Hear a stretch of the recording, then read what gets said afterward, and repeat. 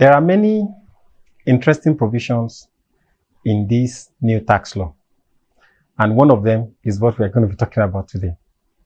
Imagine paying taxes in another country as a Nigerian business on the profit that you've made from that country, only to return to Nigeria again, and Nigeria seeks to tax that same income and profits that you have made from that foreign country. This typically happens where Nigeria does not have an instrument called double taxation relief with such a country. There's a section in the new tax law that provides for this so that such a Nigerian company is not in a position that is disadvantageous. Olade Jadeyemi is my name. I'm your foremost business coach who designates his time to reading tax laws so that you don't have to spend as much time doing the same.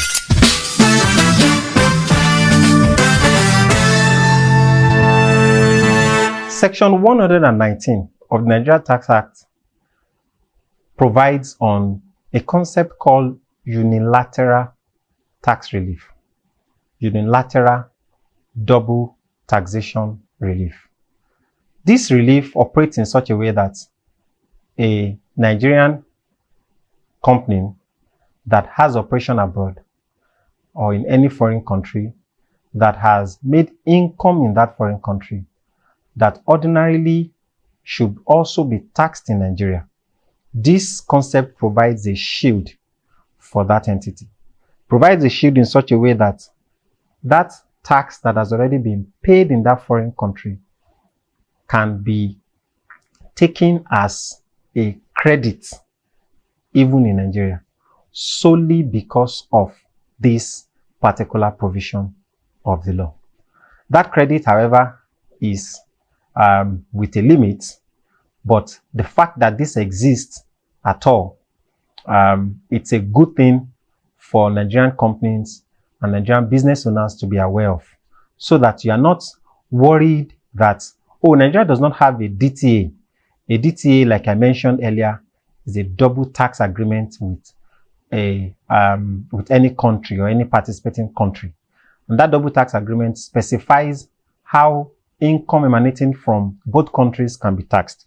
So in a situation where Nigeria does not have a DTA with another country, this unilateral double tax relief provides a cushion for the Nigerian business that has made income from such a country. So how exactly does this work? If you read the provision of that law verbatim, you would see that it introduces a concept that enables such a Nigerian company to get as a relief the quantum of tax that has been paid, in that foreign country, even in Nigeria.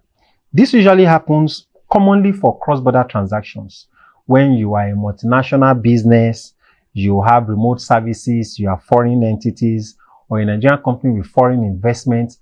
Those investments, the laws of that foreign land may require that certain taxes be paid on those investments.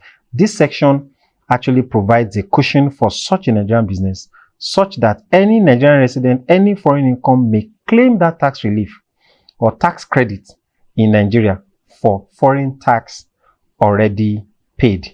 Like I mentioned earlier, this happens mostly where there is no double tax agreement with that participating country. Why then is this important? If you think about it, it prevents unfair treatment.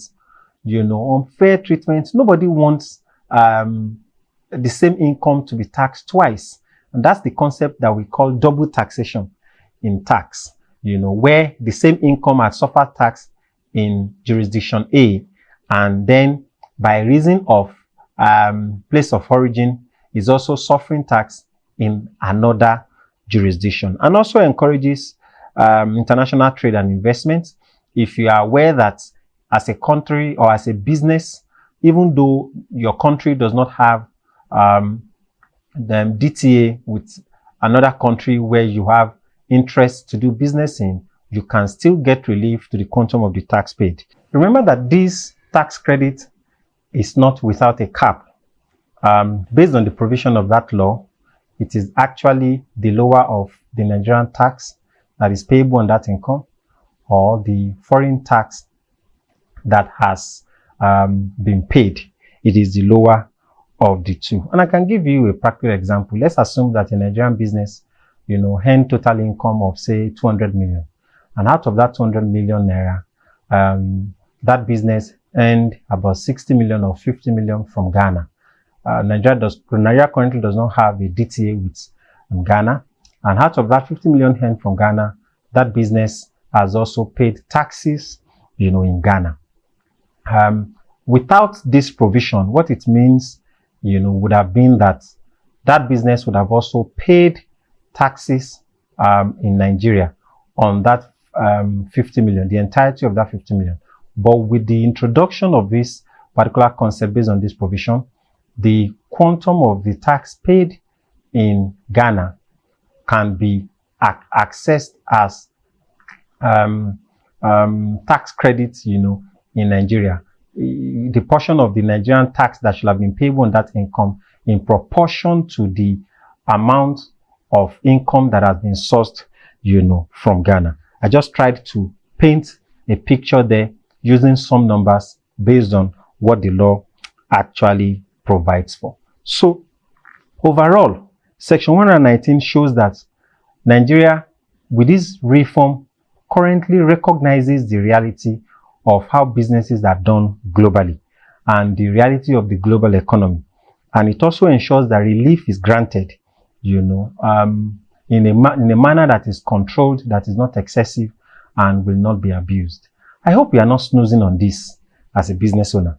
The fact that Nigeria does not have a DTA with a particular country should no longer be the basis for you not to be interested in expanding to such a country where there are huge opportunities for your business. I hope this helps you, to plan your growth and expansion strategies as a business owner. And I hope you continue to share, to like, and to follow this channel such that we will keep encouraging and educating one another to grow our business community. Until I see you again, bye for now.